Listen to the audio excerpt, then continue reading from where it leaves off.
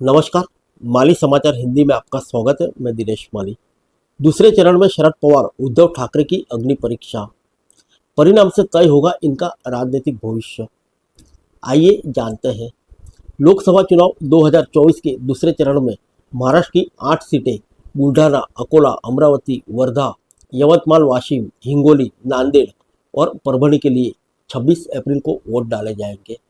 इन सीटों पर लड़ाई चुनावी हार जीत से ज़्यादा सम्मान और राजनीतिक भविष्य की मानी जा रही है। इस क्षेत्र में मराठा राजनीति के पितामह शरद पवार की एनसीपी और मराठी अस्मिता को एक नई ऊंचाई देने वाले बाला साहब ठाकरे की शिवसेना पार्टी की परंपरागत पकड़ रही है।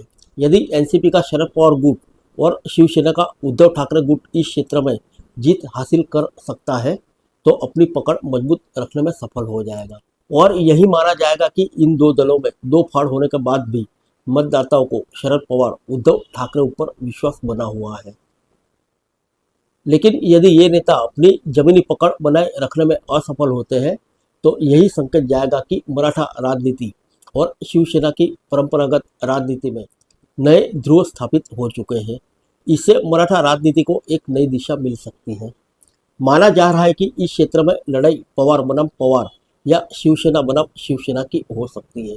लेकिन भाजपा इस क्षेत्र में पूरा चुनाव मोदी बनाम राहुल बनाने की कोशिश कर रही है। उससे नेता कार्यकर्ताओं को लोगों के बीच यही समझाने की कोशिश कर रहे हैं कि लोकसभा चुनाव के बाद राष्ट्रवाद और हिंदुत्व जैसे ज़्यादा बड़े मुद्दों की है, लिहाजा मतदाता बड़े मुद्दों को ध्यान में रखते हुए ही मतदान करें। वहीं महाविकास आघाड़ी गुट ने इस मराठा अस्मिता और ठाकरे परिवार से बगावत जैसे भावनात्मक मुद्दों की और खींचने की कोशिश कर रहे हैं। आइए जानते हैं इन सीटों के बारे में। अमरावती सुरक्षित। महाराष्ट्र की अमरावती लोकसभा सीट नवनीत राणा की उम्मीदवारी के कारण चर्चा में है। इस बार भाजपा की टिकट पर चुनाव लड़ रही नवनीत राणा ने इस सीट पर पिछले चुनाव में शरद पवार की पार्टी एनसीपी के सहयोग से स्वतंत्र उम्मीदवार के तौर पर बड़ी जीत हासिल की थी। हालांकि एनसीपी के सहयोग से चुनाव जीतने के बाद भी वे लगभग हर मुद्दे पर मोदी सरकार के साथ खड़ी दिखाई देती रही। इसे उनकी भविष्य की राजनीति के लिए जमाई जा रही फील्डिंग के तौर पर देखा गया था। अपने पति के साथ हिंदुत्ववादी चेहरे के तौर पर अपनी पहचान बनाने वाली नवनीत राणा पिछले समय तब बहुत ज़्यादा सुर्खियों में रही जब उन्होंने तत्कालीन महाराष्ट्र सरकार के खिलाफ अपना मोर्चा खोल दिया था और सड़कों पर हनुमान चालीसा का पाठ करने लगी थी। भाजपा को उनकी उस हिंदुत्ववादी छवि का लाभ मिलने का अनुमान है। नवनीत राणा ने पिछला चुनाव शरद पवार के सहयोग से जीता था। इस बार महाविकास आघाड़ी गठबंधन के सहयोगी शरद पवार का सहयोग इस सीट पर चुनाव लड़ रहे कांग्रेस उम्मीदवार बलवंत वानखेड़े के पक्ष में होगा। ऐसे में नवनीत राणा और बलवंत वानखेड़े के बीच कांटे की टक्कर हो सकती है। बलवंत वानखेड़े ने 2019 में ही कांग्रेस का हाथ थामा था और विधायक बन गए थे। इस बार वे लोकसभा चुनाव के मैदान में हैं। अकोला सीट से भाजपा उम्मीदवार अरूप धोत्रे चुनावी मैदान में है। इस सीट पर वे अपने 4 बार के सांसद पिता संजय धोत्रे की राजनीतिक विरासत संभाल रहे हैं। उनके पिता संजय धोत्रे इस सीट पर 2004 से अब तक लगातार जीत हासिल करते आ रहे हैं। लिहाजा अरूप धोत्रे को अपने पिता की राजनीतिक जमीन का लाभ मिल रहा है। हालांकि पिता की लंबी राजनीतिक विरासत के एंटी इनकम्बेंसी फैक्टर के कारण उन्हें कुछ नुकसान भी हो सकता है। अनूप धोत्रे को इस सीट पर सबसे बड़ी चुनौती कांग्रेस उम्मीदवार डॉक्टर अभय पाटिल से मिल रही है। लेकिन 1998-1999 में इस सीट पर चुनाव जीत चुके प्रकाश आंबेडकर को अनूप धोत्रे के सामने असली चुनौती माना जा रहा है। यदि प्रकाश आंबेडकर और डॉक्टर अभय पाटिल के बीच वोटों का बंटवारा हुआ तो इसका सीधा लाभ अनूप धोत्रे को मिल सकता है। बुल्ढाना को शिवसेना के गढ़ के तौर पर देखा गया है। शिवसेना ने 1999 से अब तक इस सीट पर अपना कब्जा लगातार बरकरार रखा है। प्रतापराव गणपतराव जाधव इस सीट पर 3 बार से लगातार जीत हासिल कर रहे हैं। इस बार वे शिवसेना एकनाथ शिंदे गुट से उम्मीदवार हैं। ऐसे में पहली नज़र में इस सीट पर प्रतापराव की दावेदारी मजबूत दिखाई दे रही है। लेकिन शिवसेना की परंपरागत सीट होने के कारण इस सीट पर उन्हें शिवसेना उद्धव ठाकरे गुट के उम्मीदवार नरेंद्र खेड़ेकर से कड़ी टक्कर मिल सकती है। ऐसे में यह देखना महत्वपूर्ण होगा कि शिवसेना के परंपरागत वोटर एकनाथ शिंदे गुट वाली शिवसेना पर अपना भरोसा जताते हैं या उद्धव ठाकरे को सहानुभूति का लाभ मिलता है। परभणी लोकसभा सीट भी शिवसेना की परंपरागत सीट मानी जाती है। पार्टी ने 1999 से अब तक इस सीट पर अपना कब्जा बरकरार रखा है। ऐसे में इस सीट पर भी एकनाथ शिंदे बनाम उद्धव ठाकरे की लड़ाई देखने को मिलने वाली है। 2014 और 2019 में इस सीट से शिवसेना के संजय जाधव जीते थे। संजय जाधव शिवसेना के उन 5 सांसदों में से एक है जिन्होंने एकनाथ शिंदे की बगावत के बाद भी उद्धव ठाकरे के साथ अपनी वफादारी बनाए रखी थी। इस बार वे शिवसेना उद्धव ठाकरे गुट के उम्मीदवार हैं।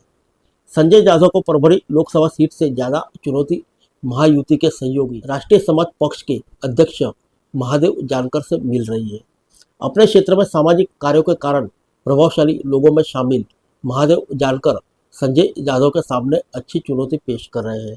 इस सीट पर बसपा, एसडीपीआई और एआईएमआईएम ने मुस्लिम उम्मीदवार उतारकर भी संजय जाधव की परेशानी बढ़ा दी है। नांदेड़ की लोकसभा सीट पर भाजपा कांग्रेस में हमेशा से मजबूत टक्कर रही है। कभी यह सीट कांग्रेस के खाते में तो कभी भाजपा के खाते में आती जाती रहती है। इस बार भी इस सीट पर लड़ाई इन्हीं दोनों दलों के बीच है। नांदेड़ में वर्तमान सांसद प्रतापराव चिखलीकर को भाजपा ने दोबारा मैदान में उतारा है, तो कांग्रेस ने वसंतराव बलवंतराव चौहान पाटिल को मैदान में उतारा है। इस सीट पर पूर्व दिग्गज कांग्रेसी नेता अशोक चौहान का विशेष असर रहा है। हालांकि भाजपा उम्मीदवार प्रतापराव अशोकराव चौहान को हराकर इस सीट पर जीत हासिल की थी, लेकिन अब अशोक चौहान भी पाला बदलकर भाजपा के खेमे में आ गए हैं। ऐसे में इसका लाभ भाजपा को मिल सकता है।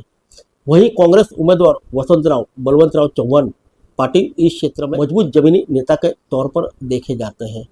वे 2 बार विधायक भी रह चुके हैं, लिहाजा क्षेत्र पर पकड़ भी रखते हैं। कई शैक्षणिक संस्थाओं के जरिए वे इस क्षेत्र में साफ सुथरी छवि के सामाजिक व्यक्ति के तौर पर देखे जाते हैं। वे भाजपा प्रत्याशी को कड़ी टक्कर दे सकते हैं। हिंगोली में लंबे समय से मुकाबला शिवसेना बनाम कांग्रेस का रहा है, लेकिन अब दोनों ही दल महाविकास आघाड़ी का हिस्सा है। एकनाथ शिंदे की शिवसेना पार्टी के प्रत्याशी बाबूराव और शिवसेना यूबीटी के नागेश पाटिल आष्टीकर के बीच होगा। इसमें शिवसेना उद्धव ठाकरे गुट के उम्मीदवार को लाभ मिल सकता है। यवतमाल वाशिम की सीट पर वर्तमान सांसद हेमंत पाटिल की पत्नी राजश्री पाटिल मैदान में है। उनके पति की राजनीतिक विरासत का लाभ उन्हें मिल सकता है। उन्हें उद्धव ठाकरे गुट की शिवसेना के उम्मीदवार संजय देशमुख से अच्छी टक्कर मिल रही है। वर्धा लोकसभा सीट से भाजपा उम्मीदवार रामदास का मुकाबला एनसीपी शरद पवार गुट के अमर काले के बीच है। आइए जानते हैं क्या जनता मोदी के साथ है।